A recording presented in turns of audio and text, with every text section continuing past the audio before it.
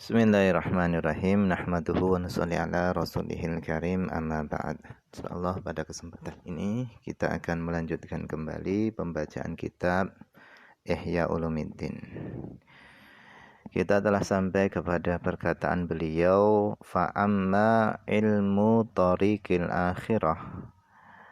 Fa'amma ilmu tariqil akhirah, adapun ilmu menempuh jalan akhirat, wa ma daraja alaihi salafus salihu, dan apa yang telah menempuh padanya as-salafus salihu, para pendahulu yang saleh.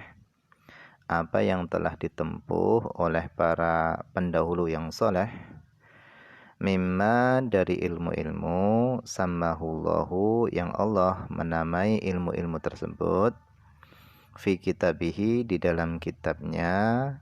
Allah namai ilmu-ilmu tersebut fiqhan, dinamai fikih, wa hikmatan, hikmah, wa ilman, dan ilmu, wa diyaan, dan cahaya, wa nuran, dan nur, wa hidayatan, hidayah, wa rushdan, dan rushdan. Faqad asbaha min bainil khalqi madhuyan.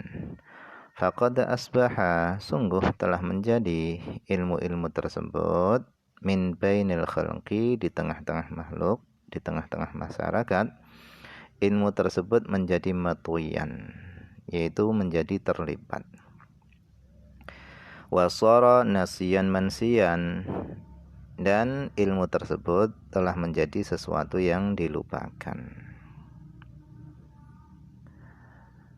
Walamma kana hadza, dan tatkala kana hadza, adanya ini, yaitu sesuatu yang telah disebutkan oleh Imam Ghazali di atas semuanya tadi, dari carut marutnya kondisi yang ada pada zaman beliau, dan sedikitnya pada zaman beliau para ulama yang benar-benar menjadi petunjuk jalan bagi manusia, dan tidak tersisa dari mereka kecuali hanya tinggal gadungan-gadungan saja yang menjadikan agama sebagai jaring untuk mencari keduniaan.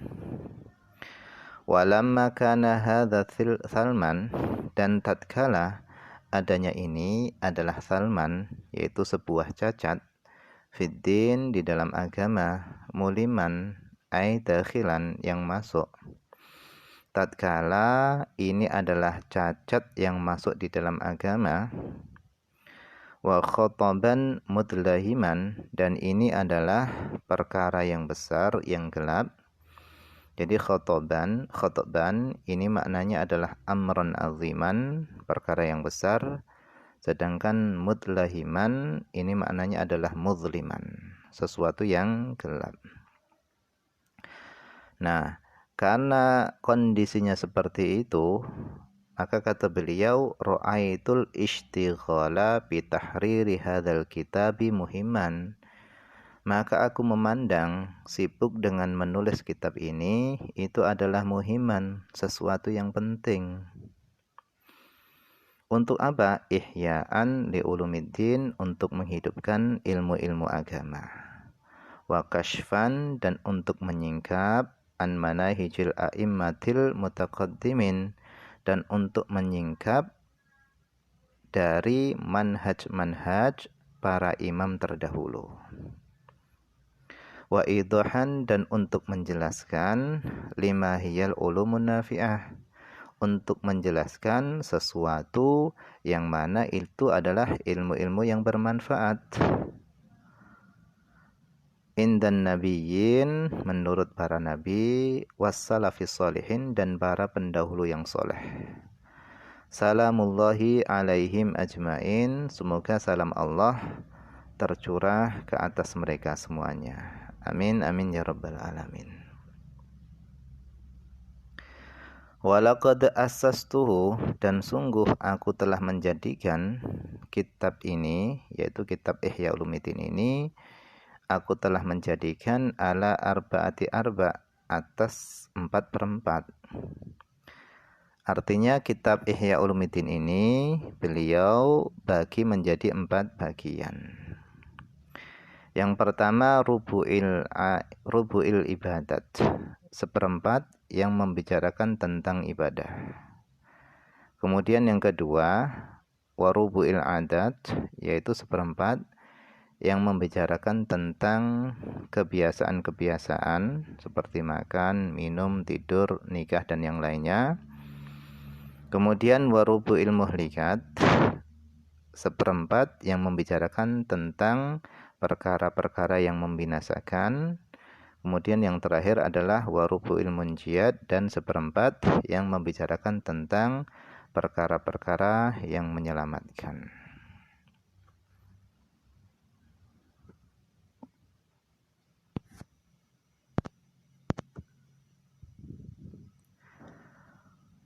Wasaddartul jumlata bi kitabil ilmi, dan aku memulai jumlah dengan kitab ilmu. Maksudnya beliau mulai kitab beliau ini dengan kitab ilmu. Kenapa? Li'annahu ghayatul muhimmi, karena ilmu itu adalah puncaknya sesuatu yang penting. Li'akshifa awalan, untuk aku menyingkap pertama kalinya, anil ilmi, daripada ilmu, alladzi yang ta'abbadahullahu azza wa jalla al-a'yana bitolabihi, yang Allah menetapkan ibadah akan hukumnya fardu ain, akan hukum fardu ain bitolabihi, dengan mencari ilmu tersebut, ala lisani Rasulillah sallallahu alaihi wasallam, melalui lesannya Rasulullah sallallahu alaihi wasallam.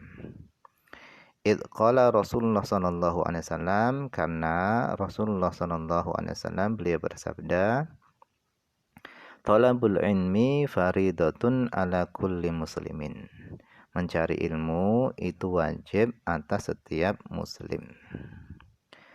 Wa umayyiza, dan untuk aku membedakan, fihi, pada kitab ilmu ini, aku membedakan al-ilman nafi'a minad-dhar, yaitu ilmu yang bermanfaat daripada ilmu yang berbahaya. Id qala Rasulullah sallallahu alaihi wasallam, karena Rasulullah sallallahu alaihi wasallam beliau membaca di dalam doanya, na'udzubillah min ilmin la yanfa, aku berlindung kepada Allah dari ilmu yang tidak bermanfaat. Artinya ada ilmu itu ilmu yang bermanfaat, dan ada ilmu yang tidak bermanfaat. Nah, nanti akan beliau jelaskan mana ilmu yang bermanfaat, mana yang ilmu tidak bermanfaat. Wa uhaqqiqah, dan aku akan membuktikan maila ahlil asri, kecenderungan orang-orang zaman sekarang, an syakilatis shawab, jauh daripada bentuk kebenaran, wan khida'ahum bila mi'is sarab, dan tertipunya mereka dengan kilauan fata morgana, waqtina'ahum, dan mencukupkan diri mereka, merasa cukupnya mereka, minal ulum, daripada ilmu-ilmu, bil qishri, dengan yang kulit saja, anil lubab, jauh daripada intisari, daripada ilmu. Jadi pada kitab ilmu ini beliau nanti akan menjelaskan mana ilmu-ilmu yang bermanfaat dan mana ilmu-ilmu yang tidak bermanfaat. Dan beliau juga pada kitab ini beliau akan membuktikan kecenderungan orang-orang pada zaman beliau jauh daripada bentuk kebenaran, dan tertipunya mereka dengan dunia, dan merasa cukupnya mereka dengan ilmu-ilmu kulit saja, akan tapi mereka jauh daripada ilmu yang intisarinya ilmu.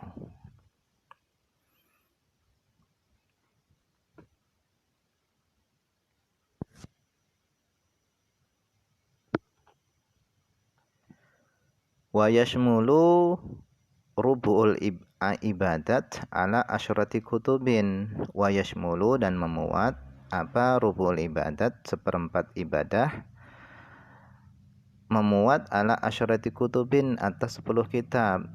Yang pertama adalah kitabil ilmi, kitab yang membahas tentang ilmu. Kemudian yang kedua adalah kitabi qawaidil aqaid, kitab yang membahas tentang kaidah-kaidah akidah, kitab yang membahas tentang akidah. Kemudian wa kitabi asrarit thaharah, kitab yang membahas tentang rahasia-rahasia bersuci. Wa kitabi asraris shalah, kitab yang membahas tentang rahasia-rahasia salat. Wa kitabi asrariz zakah, kitab yang membahas tentang rahasia-rahasia zakat. Wa kitabi asraris shaum, siam, dan kitab yang membahas tentang rahasia-rahasia puasa. Wa kitabi asraril hajj, dan kitab yang membahas tentang rahasia-rahasia haji. Wa kitabi adabi tilawatil Quran, dan kitab yang membahas tentang adab-adab membaca Al-Quran.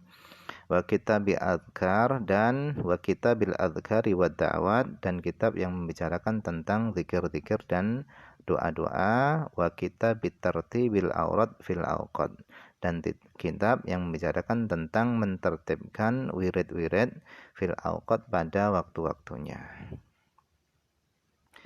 Wa amma rubul adat, adapun seperempat adat, fayashmulu ala asyrati kutubin, maka kitab tersebut itu memuat atas 10 kitab. Yang pertama adalah kitabu adabil akli, kitab adab-adab makan. Kemudian wa kitabi adabin nikah, kitab adab-adab menikah. Kemudian wa kitabi ahkamil kasbi, kitab yang membicarakan tentang hukum-hukum usaha. Wa kitabil halali wal haram, kitab yang membicarakan tentang halal dan haram. Wa kitabi adabis suhbah, dan kitab yang membicarakan tentang adab-adab persahabatan. Wal muasyarah ma'a sunafil khalqi, dan bergaul bersama macam-macam manusia. Wa kitabil uzlah, dan kitab yang membicarakan tentang uzlah. Wa kitabi adabis safar, dan kitab yang membicarakan tentang adab-adab safar, perjalanan. Wa kitabis sama wal wajdi, dan kitab yang membicarakan tentang sama dan wajad. Wa kitabil amri, dan kitab yang membicarakan tentang memerintahkan. Bil ma'ruf, perkara yang ma'ruf, wan nahyi anil munkar, dan mencegah atau melarang dari kemungkaran. Wa kitabi adabil ma'isyah, dan kitab yang membicarakan tentang adab-adab di dalam mencari penghidupan. Wa akhlaqin nubuwah, dan akhlak-akhlak kenabian. Wallahu a'lam, ini saja yang bisa dibaca pada kesempatan ini, semoga ada manfaatnya.